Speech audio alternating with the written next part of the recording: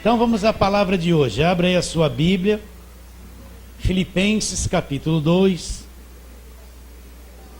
Nós vamos ler do versículo 5 até o versículo 11.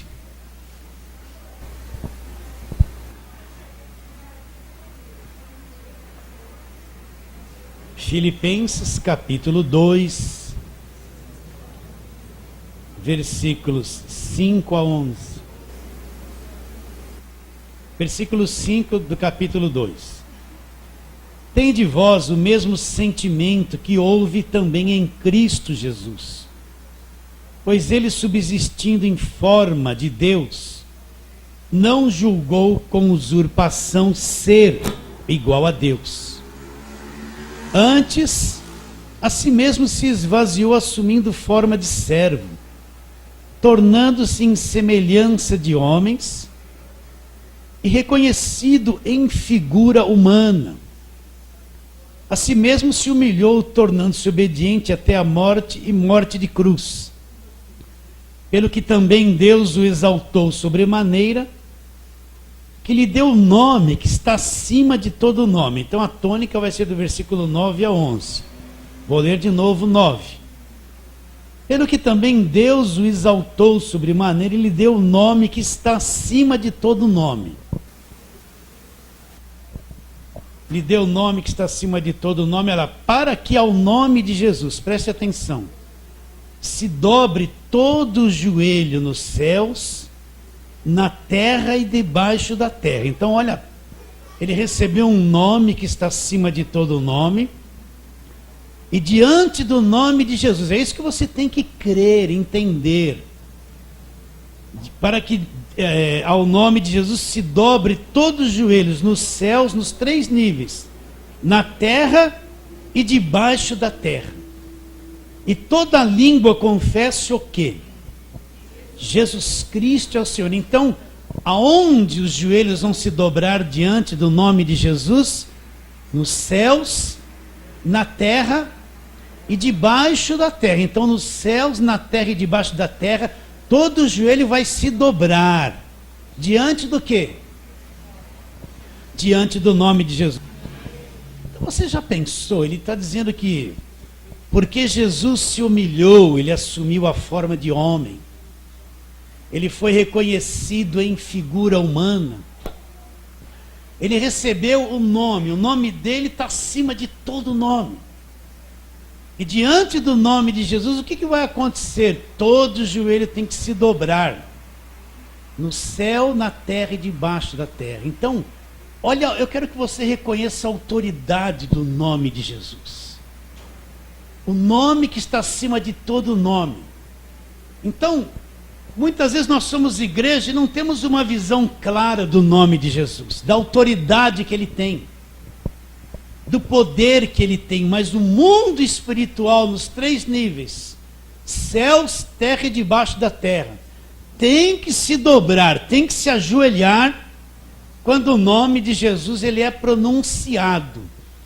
Agora eu quero fazer uma pergunta para você. Quando você que é um crente que crê, e quando você fala assim, em nome de Jesus, e quando você com o coração cheio de fé, fala em nome de Jesus, você enfrenta o mal, o diabo, uma circunstância, e você fala em nome de Jesus, você acha que um crente que crê quando pronuncia o nome de Jesus não tem autoridade investida nessa pronúncia? O que vocês acham?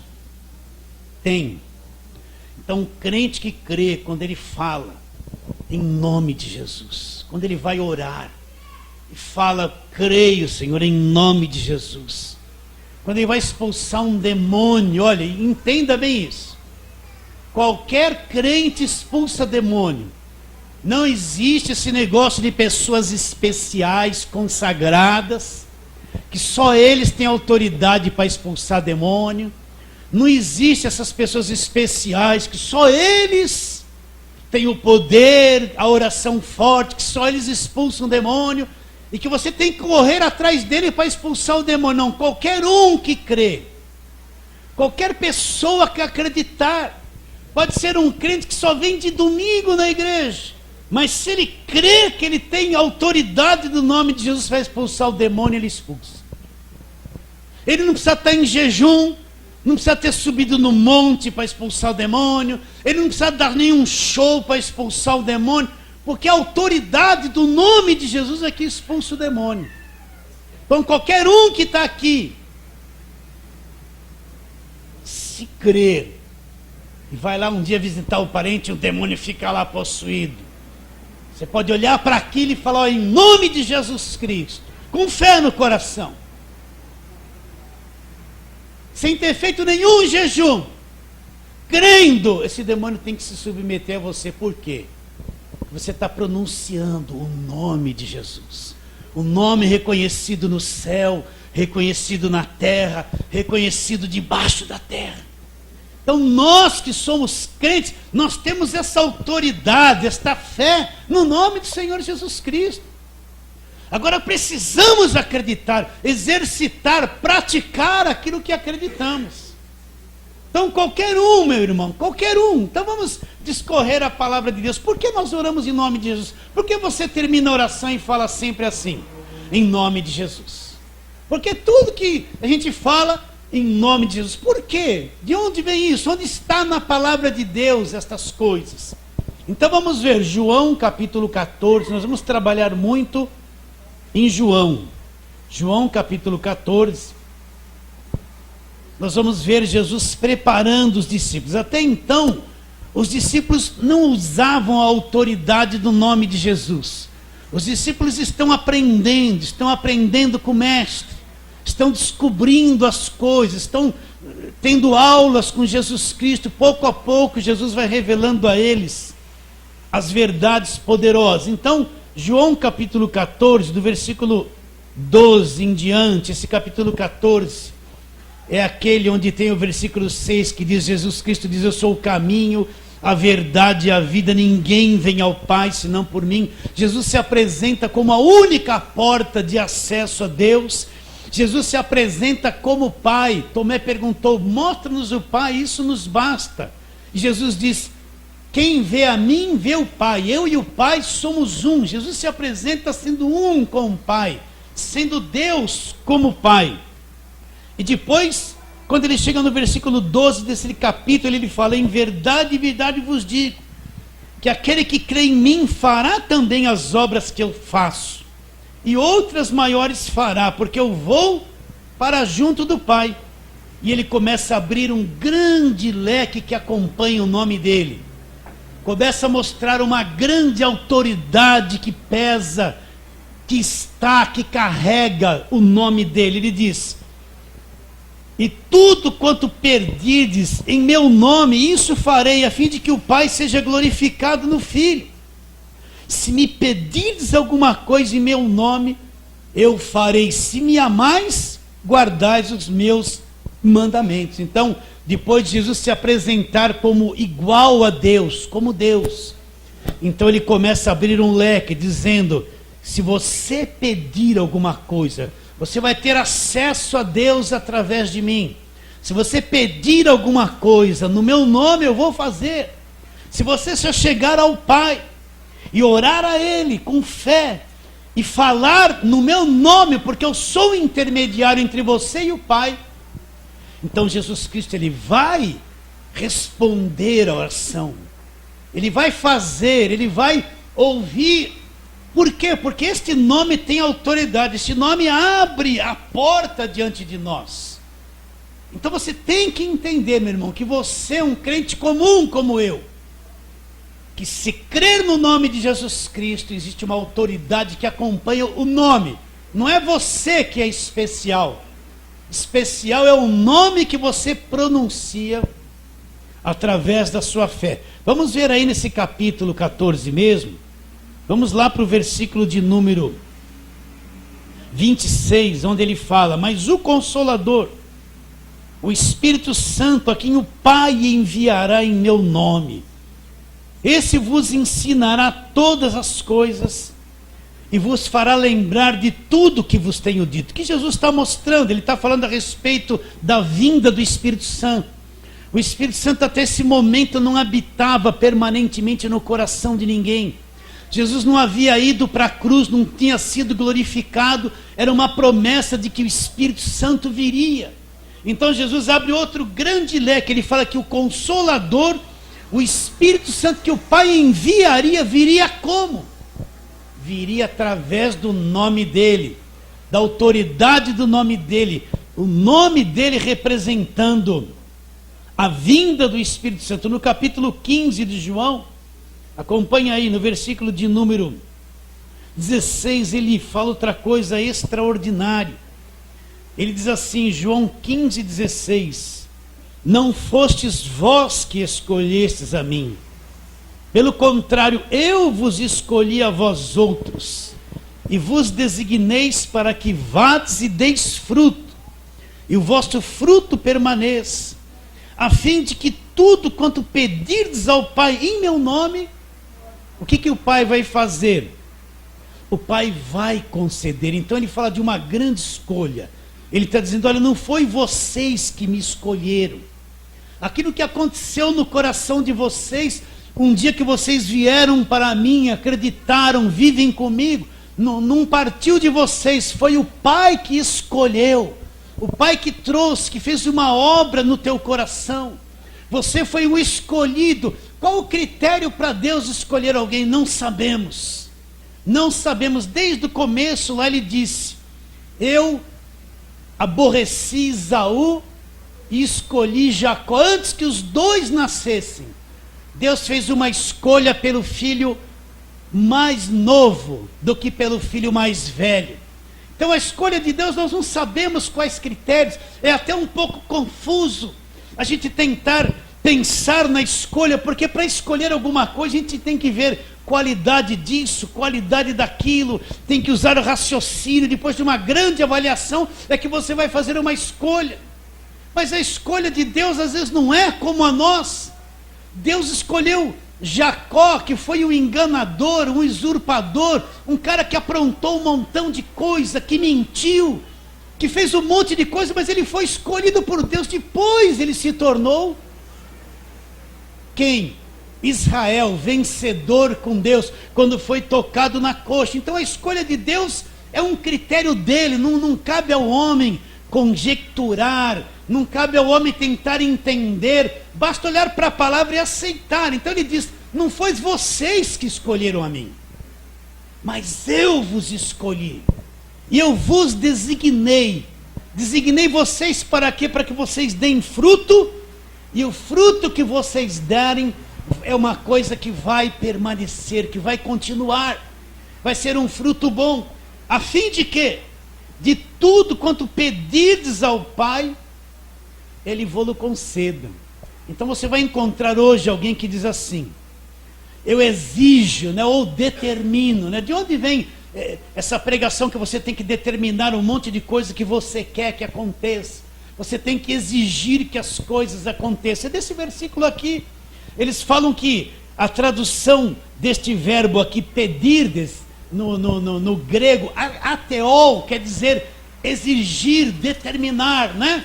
Como se você chegasse para Deus e desse uma ordem para Deus. Eu exijo que isso aconteça, eu determino que isso aconteça, como se você mandasse em Deus.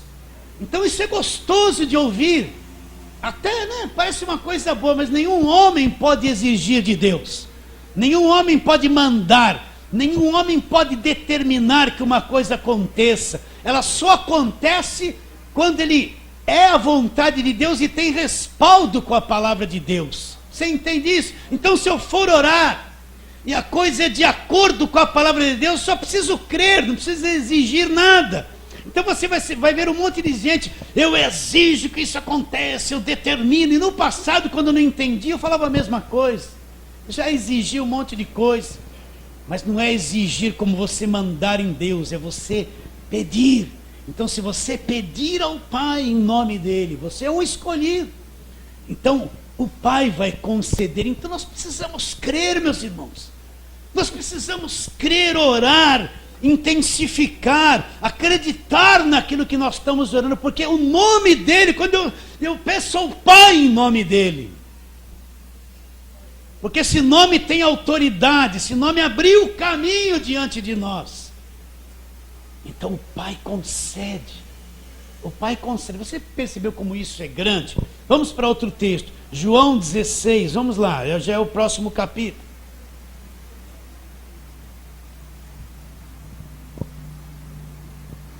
No versículo 23. Naquele dia me perguntareis, em verdade vos digo, se pedirdes alguma coisa ao Pai, Ele vô-lo concederá em meu nome. Até agora nada tendes pedido. Pedi e recebereis, para que a vossa alegria seja completa. Por que ele fala que até agora nada tendes pedido?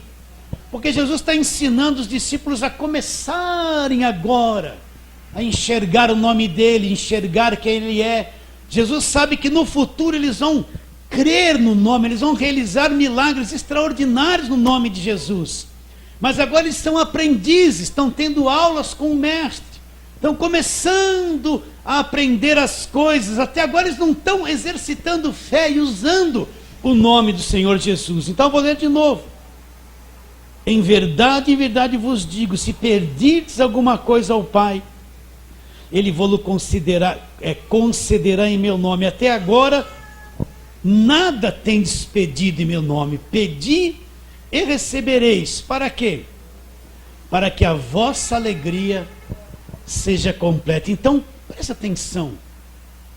O que é uma alegria completa? Você vai pedindo, crendo, um dia aquilo acontece. Nós temos que entender que certas coisas, nós gostamos de tudo instantâneo, né? Você pega o prato pronto, põe no micro-ondas, 30 segundos, 60 segundos, já sai pronto. Então a gente quer as coisas de Deus assim. Mas tem coisas que para Deus responder, Ele precisa trabalhar no nosso caráter, na nossa mente. Ele precisa trabalhar na nossa formação interior. Você vê que Ele prometeu que Abraão teria um filho. Abraão pensava que o filho viria no dia seguinte. Deus precisou trabalhar no caráter de Abraão. Abraão mentiu, chamou a esposa dele de irmã, quase perdeu a esposa para o rei. Abraão fez um monte de coisas erradas que Deus precisou tratar. Isso demorou 25 anos. Depois de 25 anos que Deus havia feito a promessa para ele, então um dia veio o cumprimento da promessa, quando Abraão foi tratado em todas as suas fraquezas, nos seus defeitos, no seu defeito de caráter, de personalidade. Então um dia veio a resposta. Então mesma coisa, ore em nome de Jesus, creia. Mas muitas vezes nós precisamos de uma mudança na mente, no coração. Deus não pode de pronto atender aquilo que estamos pedindo. É a mesma coisa que uma criança chega para você: pai, me dá aí uma moto. Ela tem 8 anos de idade. Na visão dela, uma moto, coisa que eu faria, maravilhoso. Mas a visão do pai qual é? Vou matar meu filho se der. Então vai reter aquilo. O filho talvez não entenda por que não acontece imediato. Mas quando ele amadurecer, uma hora ele vai ter condições de ter aquilo que o pai pode lhe dar. Então muitas vezes é assim, meus irmãos, a gente crê, mas leva um tempo até a coisa se formar, leva um tempo até a mente se ajustar, leva um tempo até algumas coisas do nosso caráter se acertarem, se corrigirem, para que Deus possa dar aquela bênção completa e a gente ter alegria. Você aceita isso? Então vou ler de novo esse versículo. Até agora nada tendes pedido em meu nome. Pedi e recebereis, para que a vossa alegria seja completa. Capítulo 20 de João mesmo, no versículo de número 31. 30 e 31, o objetivo deste evangelho. Tem um título aqui que não faz parte da Bíblia, mas diz o objetivo deste evangelho. Então no capítulo 20 de João, versículo 30 e 31, diz assim: na verdade, fez Jesus diante dos discípulos muitos outros sinais, que não estão escritos neste livro.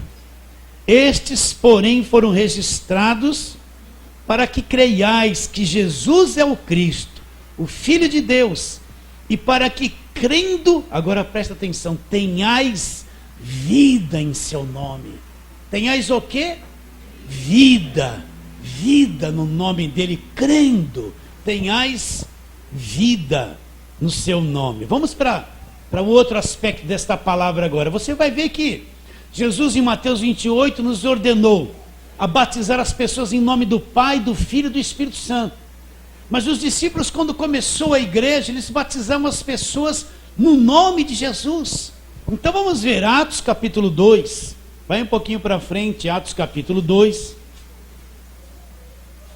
Nós vamos ver, depois da descida do Espírito Santo, o primeiro discurso de Pedro, onde 3.000 pessoas foram salvas e batizadas, né? A partir do versículo de número 37, essas pessoas ouviram a pregação de Pedro, e diz assim, Atos 2:37, ouvindo eles estas coisas, compungiu-se-lhes o coração e perguntaram a Pedro e aos demais apóstolos, que faremos, irmãos?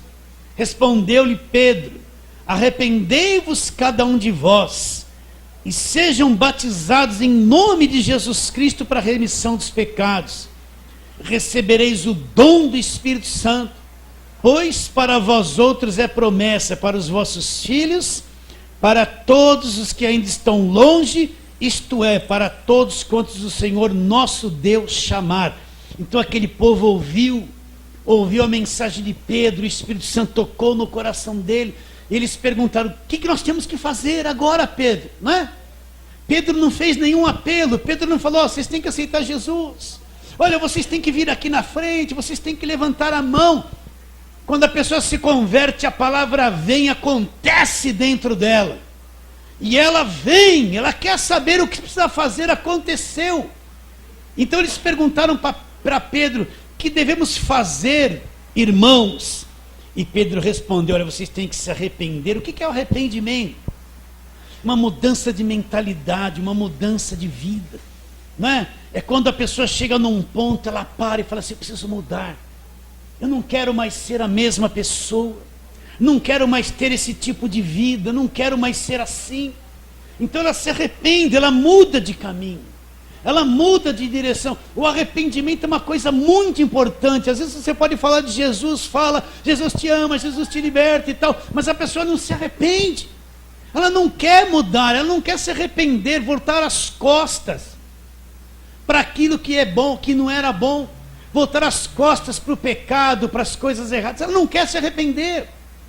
Então Pedro disse, você tem que se arrepender, uma mudança de mente, uma mudança de atitude, mudar o rumo da vida. E é o que você vai fazer. E cada um de vós sejam o quê? Batizados em nome de Jesus Cristo para a remissão. O que é a remissão? A libertação de todos os pecados, dando a entender uma redenção, um preço pago, onde todos os pecados seus vão ser perdoados. Então arrependei-vos, sejam batizados em nome de Jesus Cristo. Então aquela pessoa que se arrepende, ela vai ser batizada nas águas, e você pega ela e fala, em nome de Jesus Cristo eu te batizo, e mergulha ela ali, vai sepultar o velho homem. Isso tem um poder extraordinário, porque é feito aonde? No nome do Senhor Jesus Cristo. Atos capítulo 10, vamos lá, capítulo 10 no versículo 48, esse capítulo aqui fala sobre Cornélio, aquele homem que teve uma visão, ele não era judeu, e Pedro foi chamado para ir à casa dele. Pedro ainda não tinha entendido o evangelho da graça de Deus, ele não queria se envolver com nenhuma pessoa, não era permitido para o judeu entrar na casa de quem não era judeu.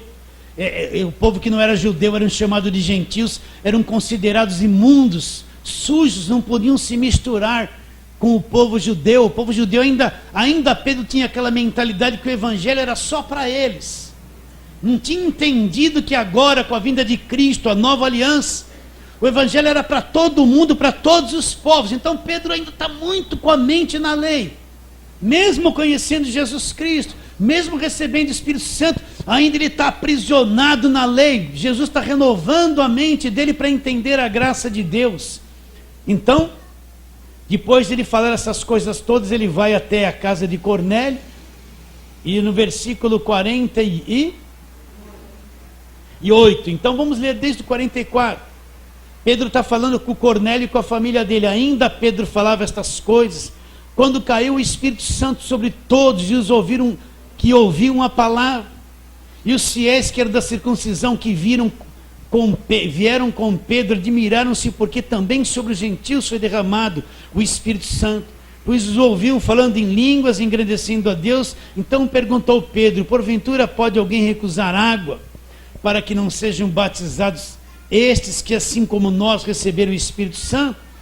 E ordenou que fossem batizados em nome de Jesus Cristo. Então lhe pediram que permanecesse com eles por alguns dias. Então Pedro mandou que eles fossem batizados. Eles receberam o Espírito Santo antes de serem batizados nas águas. Então e Pedro ordenou que eles fossem batizados. Batizados em nome de quem? De Jesus Cristo. Então eles batizavam também em nome de Jesus. Agora, vamos tratar um pouquinho da autoridade sobre os demônios, sobre o diabo, que o nome de Jesus Cristo tem, não é? Então vamos ali em Marcos, abra aí em Marcos, né? Vamos voltar no Evangelho. Mateus, Marcos, né? Vamos ler ali depois que Jesus Cristo ressuscitou.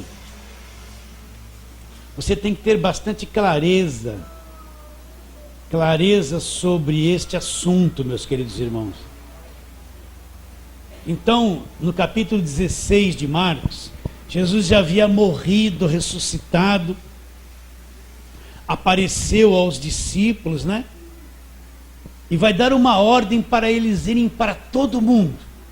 Agora vocês têm que ir para todo mundo. Então vamos ler desde o versículo 14 de Marcos 16. Marcos capítulo 16, versículo 14. Finalmente apareceu Jesus aos 11, quando estavam à mesa, e censurou-lhes a incredulidade e dureza de coração, porque não deram crédito aos que o tinham visto já ressuscitado. E disse-lhes: ide por todo mundo. E pregar o que para todo mundo? Essa é a questão. Jesus não falou assim, ó, vocês vão lá e vão pregar para todo mundo a lei de Moisés. Vocês vão para todo mundo e pregue o judaísmo. Fala tudo da história do povo judeu, as batalhas, o gigante Golias, as muralhas. O que Jesus mandou pregar para todo mundo? Olha lá. E disse-lhes: ide por todo mundo e pregue o evangelho a toda criatura, as boas novas de grande alegria, a nova aliança, onde começou tudo sobre a graça de Deus. Ide por todo mundo e pregue o evangelho a toda criatura. Olha lá, quem crer e for batizado será salvo, quem porém não crer será condenado. Olha a questão, como é forte. A questão não é assim: vem para a minha igreja que você vai arrumar emprego. Olha, hoje é o culto para arrumar emprego, amanhã é o culto para arrumar casamento. Vem para a minha igreja. Não, a questão é o seguinte: se você crer no evangelho, você vai ser salvo. Mas se você não crer, você vai ser condenado. É salvação ou condenação. Agora, o que é o evangelho? O evangelho não é falar Jesus te ama, sorria, Jesus te ama, olha, a tua vida vai mudar. O evangelho não é, olha, vem aqui que você vai dar a volta por cima. São frases religiosas. O evangelho é pegar a pessoa, trabalhar, centralizar Cristo na vida dela e mostrar tudo que Cristo fez na cruz. É aí que ela vai ter uma visão do que é evangelho, do que são as boas novas. Hoje muita coisa está sendo pregada, eu falo isso direto através dos meios de comunicação, que não é evangelho, que esconde a cruz, que não fala da graça de Deus, não fala do sangue derramado, do poder da crucificação de Jesus. Apresenta um monte de coisas para atrair as pessoas para a igreja. Se elas forem lá, elas vão conquistar aquilo, mas escondem a palavra da cruz. Então o evangelho, meu irmão, para você pregar o evangelho, você tem que primeiro conhecê-lo, se aprofundar nele, ser salvo por ele, ter um conteúdo do evangelho, para depois você poder transmitir a outros o que é o evangelho, o que é Jesus Cristo, quem é Jesus Cristo. O que é o sangue derramado, o que é a graça de Deus, o que é justificação, redenção, reconciliação, novo nascimento. O Evangelho são as boas notícias de grande alegria. Então Jesus Cristo disse: vocês vão para todo mundo e pregue o Evangelho. Agora ele vai dar uma autoridade. O que ele diz? Versículo 17: estes sinais hão de acompanhar quem? Aqueles que acreditam. Então não é só os apóstolos aqui, é todo aquele que acredita. Então tem sinais que vão acompanhar aqueles que acreditam. Essas pessoas não estão correndo atrás de sinais. Os sinais é que vêm atrás de quem acredita. Alguma coisa vai acontecer para aquele que acredita. Então ele diz: esses sinais hão de acompanhar aqueles que creem. Em meu nome elas expelirão demônios, falarão novas línguas, pegarão serpentes, e se alguma coisa mortífera beberem, não lhes fará mal, e se impuserem as mãos sobre os enfermos, eles serão curados. Então olha que coisa, aqui já é nova aliança. Jesus já pagou o preço na cruz, derramou sangue, ressuscitou, já venceu o diabo. Agora ele dá autoridade para aquele que acredita, que ele vai expulsar demônios. Hoje em dia, uma das formas de pôr medo, de controlar a vida do povo, é pôr medo na mente das pessoas a respeito do diabo. É encurralar as pessoas amedrontadas com o diabo. É falar muito do diabo, do poder do diabo, que o diabo está em tudo, que ele está na tua vida, que se você não der o envelope que você levou da igreja, o diabo vai te pegar. É fácil manipular o povo na base do medo, né? E geralmente eles concentram o poder em uma única pessoa que é capaz de expulsar o diabo. Então tem um monte de gente hoje com medo de demônio, medo de macumba, medo. Ele não acredita que ele tem poder e autoridade do nome de Jesus para expulsar o diabo. E qual é aquela frase? Isso aí, para muitos que vêm no estudo, já está fácil. Mas quem não conhece pode achar estranho isso que eu vou dizer. Vamos lá. Onde que está aquilo em Mateus 15? Vamos lá. Essa casta não sai senão por jejum e oração, né? É a grande doutrina. Essa casta não sai senão por jejum e oração. Onde que está agora que eu não estou achando isso? Hã? Não, 17, 20, isso, 17 e 21, Mateus 17 e 21. Então, eu vou fazer uma pergunta para você. Aonde começa a nova aliança? Onde começa o Novo Testamento? Esse texto aqui, apesar de estar no Novo Testamento, ele já está debaixo da nova aliança. Jesus já havia morrido? Não. Havia derramado sangue? Não. Já tinha ressuscitado? Não. Tinha vencido o diabo na cruz do Calvário? Não. Ainda não aconteceu nada da cruz. A aliança, a nova aliança começa com a morte de Cristo na cruz e o sangue derramado. Então Jesus aqui está cumprindo a lei, ele está debaixo do judaísmo, ele está fazendo bastante coisas debaixo da lei. A nova aliança não começou ainda.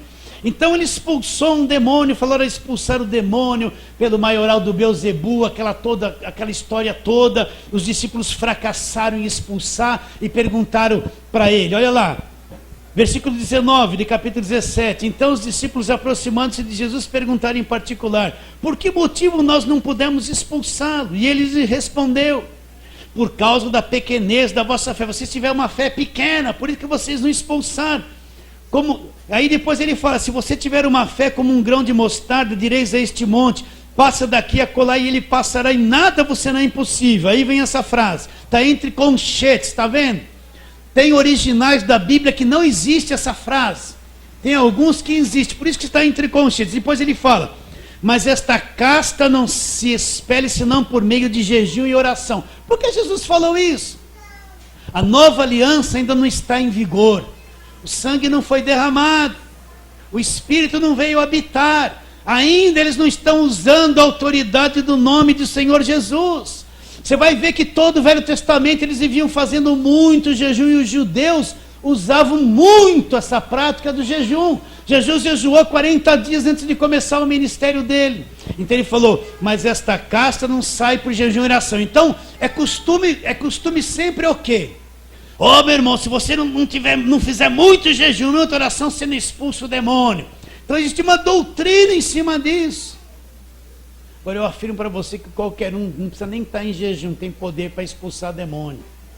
Depois Jesus vai para a cruz, ele morre na cruz, ele paga o preço dos nossos pecados, ele ressuscita, ele aniquilou o diabo, despojou o diabo na cruz do Calvário, venceu o poder da morte. Ele disse agora, toda autoridade me foi dada nos céus e na terra. Ele não disse, toda autoridade me foi dada nos céus e na terra antes da cruz.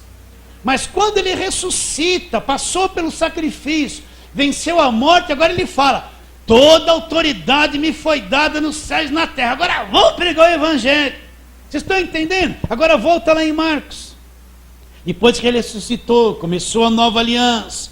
Ele quebrou o poder do diabo. A autoridade foi dada nos céus e na terra. Agora ele fala, esses sinais vão acompanhar aqueles que acreditam. Em meu nome, vão expulsar demônio. Então qualquer crente que crê, né? A pessoa fica endemoniada. Vai chamar o pastor, coitado dos pastores. 3 horas da manhã está com o telefone, pastor, vem aqui na minha casa, meu marido ficou endemoniado. Aí você vai lá e expulsa o demônio, o cara não quer saber de nada. Aí na noite seguinte, pastor, vem em casa, põe a mão na cabeça dela e expulsa você, mulher. Acredita ou não acredita? E já pega o pau de macarrão, dá na orelha. Faz junto isso, expulsa a cachaça dele também. Faz os dois, aí ele já vai liquidar o assunto. Por quê? Porque foi infundido um medo do diabo, um medo de macumba, um medo de demônio, um medo. E quem trabalha nisso é só o missionário que resolve, é só o apóstolo que resolve, é só o pastor. Eles nunca vão pregar na igreja deles, isso que eu estou te falando. Por quê? Porque o povo depende deles. Aí acaba o culto, aquela fila. Não é verdade? Você vê que aqui acaba o culto e ninguém me pediu oração, já estão aprendendo a crer, né? Você está aprendendo a crer? A tua oração funciona? Funciona. O nome de Jesus funciona quando você crê. Então não precisa falar, pastor, ore por mim, eu mesmo vou orar por mim, porque eu acredito. A minha oração funciona, eu acredito. Aí você está sozinho na tua casa e vê umas fraquezinhas, fala, fraqueza não, velho homem não, Deus me ouve, eu estou na fé. Deus me ouve, não estou com medo de demônio nenhum não. Quando vai deitar a cabeça no travesseiro e vem aquelas coisas ruins, para ali, fala a verdade para aquilo ali. Aí ele ressuscitou, venceu o diabo, venceu a morte, assumiu o mesmo corpo que havia sido pregado. Ele disse, esses sinais acompanham aqueles que acreditam. Em meu nome vocês vão expulsar demônio. Você não sabe, meu irmão. Você não sabe quando você é pequeno, como eu, cheio de fé, fala assim em nome de Jesus, para um demônio. Você não sabe, todo mundo, não as pessoas, o mundo espiritual reconhece a tua autoridade, a tua fé.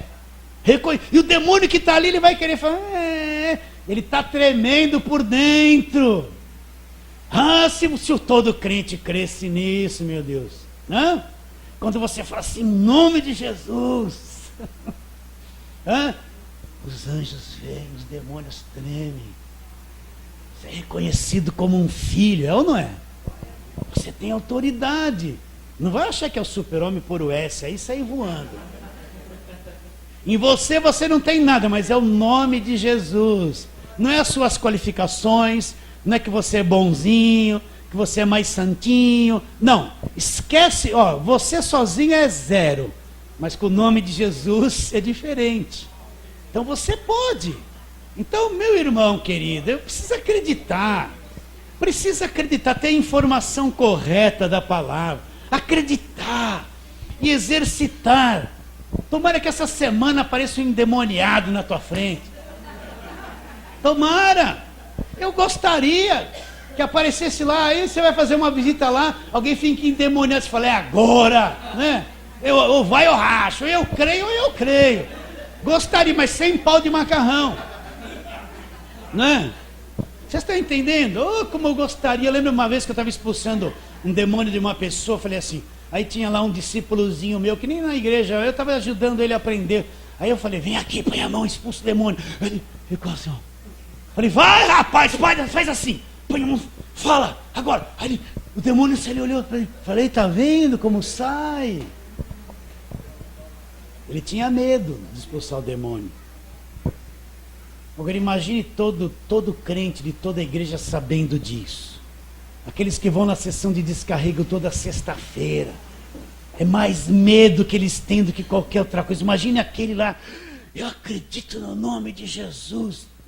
Reunião de descarrego não vai ter ninguém mais. Só o pastor. Você entende isso ou não? Nos deu autoridade. Dá ou não dá? Dá, é você mesmo. Agora você tem essa fé no coração, a palavra é a verdade. Agora os discípulos praticaram isso, né? Eles praticaram isso. Vamos ver aqui. Nossa, posso passar 5 minutos? Vou passar. Mesmo você falando não, vou passar, já falei. Então vamos lá. Vamos em Atos capítulo 16. Atos capítulo 16. Vamos ali ver uma coisa muito importante. Você já sabe, é aquele espírito de adivinhação. Atos capítulo 16, versículo 16. Aconteceu que, indo nós para o lugar da oração, nos saiu ao encontro uma jovem possessa de espírito adivinhador, que adivinhando dava grande lucro para os seus senhores. Então presta atenção nisso. O que é esse espírito de adivinhação? É um espírito que vem na pessoa e começa a revelar coisas. Ela começa a adivinhar coisas. Então você tem que ser esperto. Tem muitas coisas que falam que é dom de revelação, que a pessoa lança uma frase, revela uma coisinha ali, que essa pessoa é possuída por um espírito de adivinhação. Está cheio de gente dominada por espírito de adivinhação, que a igreja deles é só revelação, meus irmãos. Deus pode dar uma revelação? Pode, mas existe esse espírito de adivinhação. Por isso que eu tenho que provar os espíritos. Eu não posso acreditar em qualquer um que fala qualquer coisa a respeito da minha vida. Eu não posso entrar num lugar, lá está uma irmãzinha, ela geralmente é a mulher que é assim, que Deus me mostra, que Deus revela, eu estou vendo, e acreditar, Deus falou. Você tem que provar o que é. Então, olha lá, aconteceu que indo nós para o lugar da oração, aí o fogo ia cair lá, a oração, né? Nos saiu ao encontro uma jovem possessa de espírito adivinhador, adivinhando dava grande lucro, né? Olha como as pessoas, a nossa carne tem uma obra chamada feitiçaria. Como as pessoas gostam de coisas enigmáticas. Como o crente é atraído por alguém que faz alguma coisa misteriosa, que quer revelar alguma coisa da vida de alguém, que aponta assim você de camisa laranja. Ele fica assim, estou vendo uma bandeja de prata, uma chave dourada, um anjo. Da glória, irmão! Né? Como as pessoas são atraídas por isso. Como as igrejas enchem atrás de alguém, eles não estão atrás da palavra. Eles estão atrás de alguém que talvez vai falar um pouquinho do futuro dele, é esse espírito de adivinhação. Aí você vai ver, a palavra não tem ensino, é só adivinhação que governa a igreja inteira. Então, olha lá, versículo 17, seguindo a Paulo e a nós, clamava dizendo, esses homens são servos do Deus Altíssimo, e vos anunciam a salvação. Olha que o espírito de adivinhação falava, ele não mentiu. De fato, Paulo era servo do Deus Altíssimo. E o que Paulo pregava? O caminho da salvação. Então repare bem, imagine você numa reunião de oração, se levanta alguém e fala alguma coisa a seu respeito que é verdade. Vai acreditar ou não vai? Vai acreditar. Mas tem um dom que se chama assim, discernimento de espíritos. Você consegue discernir que não é o Espírito Santo, é um espírito de adivinhação. E o que mais tem nos dias de hoje é isso. Espírito de adivinhação. Olha lá, versículo 18. E se repetia por muitos dias. Por que se repetia por muitos dias? Os apóstolos iam na reunião de oração. A menina vinha lá, esses homens são servos do Deus Altíssimo. Era verdade. Eles ficaram com aquilo ali, ó, vários dias ouvindo aquilo, até que veio o discernimento. Qual foi o discernimento? Paulo discerniu que aquilo não era o Espírito Santo. Olha lá. E isso repetia por muitos dias. Então Paulo, já indignado, voltando-se, ele disse a quem? Ao Espírito. Olha lá. Em nome de Jesus Cristo eu te mando, retira-te dela. E na mesma hora ele saiu, o Espírito saiu daquela mulher e aquela mulher foi liberta. Então os discípulos usavam o nome de Jesus para expelir demônios, né? Só mais um pouquinho, vai, Atos capítulo de número 13, volta lá. Vamos ver aquele episódio de cura, Atos capítulo 3. É um capítulo inteiro que vai falar sobre isso. Atos capítulo 3 é a cura de um coxo, né? Quero ler aqui, desde o versículo 1. Pedro e João subiu ao templo para a oração da hora nona. Era levado um homem coxo de nascença, o qual punha diariamente à porta do templo, a porta se chamava Formosa, para pedir esmola. Então um coxo, né? Um coxo de nascença, ele nasceu aleijado, coxo de nascimento. E vendo a Pedro e João que iam entrar no templo, implorava para que desse uma esmola. Pedro, fitando-o juntamente com João, disse: olha para nós. E ele os olhava atentamente, esperando receber alguma coisa. Pedro, porém, disse: não possuo ouro e nem prata. Eles não tinham um realzinho, uma pratinha no bolso, uma moedinha. Eles eram prósperos. Quem prega prosperidade ia falar assim: ó, Pedro e João estavam debaixo de maldição. Eles não tinham nem uma moedinha para dar para aquele coitado. Vocês estão entendendo isso ou não? Eles eram discípulos e não tinham recursos ali para dar uma moeda para aquele coxo. Mas eles tinham uma coisa muito além. Então olha lá, vendo ele, versículo 3, vendo ele a Pedro e João iam entrar no templo, implorava para que desse uma esmola. Pedro, fitando juntamente com João, disse: olha para nós. E ele olhava atentamente, esperando receber alguma coisa. Pedro, porém, lhe disse: não possuo prata e nem ouro, mas o que eu tenho, isso te dou. Em nome de Jesus Cristo, olha lá, o Nazareno, levanta, em nome de Jesus Cristo, o Nazareno, anda. E tomando pela mão direita, o levantou. Imediatamente seus pés e artérias se firmaram. E num salto se pôs de pé, passou a andar, entrou com eles no templo, saltando e louvando a Deus. Olha, isso que é um milagre, queridos. Olha, um coxo de... Hoje em dia a gente vê uns milagres trabalhados, a pessoa vai com cadeira de roda. Aí arranca ela com a cadeira de roda, ela sai assim, ó. Aí põe a mão na cabeça dela, anda agora, ela volta assim. Né? Você não vê isso? Mas com eles era diferente. Olha, esse aqui nasceu coxo.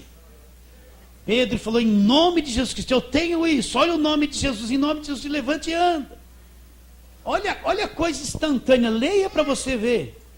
E versículo 8, de um salto se pôs em pé, passou a andar, entrou com eles no templo, saltando e louvando a Deus. Num salto, eles estendeu as pernas deles, não precisou de fisioterapia, não precisou chamar a Roberta, vai lá, dobra aqui, faz assim, 30 sessões. Olha, nasceu coxo, mas o milagre aconteceu na hora, deu um salto, sem fisioterapia. Isso é um milagre. Saiu pulando, não saiu assim, voltou assim. Vocês estão entendendo ou não? Em nome de Jesus, eles criam. Pedro estava cheio do Espírito, com aquela fé no nome de Jesus, sabia agora da autoridade. Ele tinha negado Jesus por 3 vezes, ficou triste, chorou amargamente, viu Jesus ressuscitado, recebeu o Espírito Santo, está aceso por dentro, sabe o poder que existe no nome de Jesus. Então eles curaram este homem pela fé no nome de Jesus. Versículo 16, perguntaram aquele monte de coisa, eles disseram: pela fé no nome de Jesus é que este mesmo fortaleceu este homem que agora vedes e reconheceis. Sim, a fé que vem por meio de Jesus deu a estes saúde perfeita na presença de todos vós. Eu preciso terminar, queridos.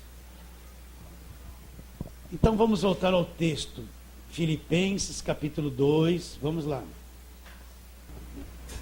Versículo 9 a 11. pelo que também Deus o exaltou sobremaneira. Ele deu o nome que está acima de todo nome, para que ao nome de Jesus se dobre todo o joelho nos céus, na terra e debaixo da terra, e toda língua confesse o quê? Jesus Cristo é o Senhor. Então creia, exercite fé neste nome, fale este nome, enfrente os demônios, as tentações, a doença, fale em nome de Jesus. Você acredita nisso? Então vamos ficar em pé.